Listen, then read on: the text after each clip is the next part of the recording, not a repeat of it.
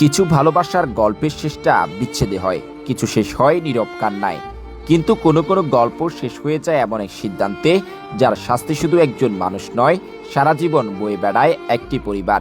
ফেসবুকে স্মৃতিভরা একটি ভিডিও ক্যাপশনে জীবনের সবচেয়ে দীর্ঘ লেখা, আর কিছুক্ষণের মধ্যেই আসে এমন একটি সংবাদ যা আর কখনো বদলানো যাবে না। ফেনী সদর উপজেলার লেমুয়া ইউনিয়নের তরুণ সাইদুল ইসলাম সম্প্রতি বাংলাদেশ পুলিশের সদস্য হিসেবে যোগ দিয়েছিলেন। কর্মজীবনের নতুন অধ্যায়ের পাশাপাশি ভালোবেসে বিয়ে করে শুরু করেছিলেন নতুন সংসার। কিন্তু সেই সংসার স্থায়ী হয় মাত্র 1.5 মাস। এরপর স্বামী স্ত্রীর বিচ্ছেদ হয়। পরিচিতজনদের ভাষ্য, সে সময় থেকেই মানসিকভাবে ভেঙে পড়েন সাইদুল। বিচ্ছেদের পর গত কয়েকদিন ধরে নিজের ফেসবুক আইডিতে একের পর এক পোস্টে প্রকাশ করেছিলেন ভাঙা সম্পর্ক, একাকিত্ব ও মানসিক কষ্টের কথা।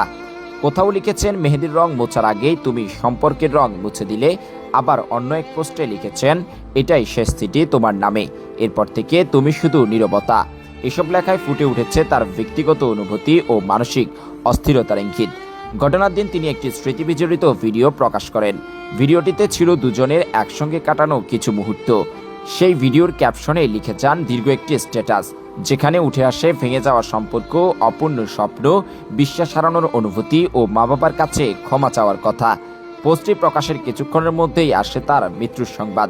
ভেঙে যেতে পারে একটি সম্পর্ক, থেমে যেতে পারে একটি সংসার, কিন্তু থেমে যাওয়া উচিত নয় একটি জীবন। কারণ একজন মানুষের চলে যাওয়ায় শেষ হয় না শুধু একটি গল্প, ভেঙে পড়ে একটি পরিবার, আজীবনের জন্য শূন্যতা বয়ে বেড়ায় মা বাবা, স্বজন আর প্রিয়জন। তাই মানসিক সংকট যত গভীরই হোক, নীরবে হারিয়ে যাওয়া নয়, কথা বলা, সাহায্য চাওয়া আর পাশে দাঁড়ানোই হতে পারে নতুন করে বাঁচার শুরু।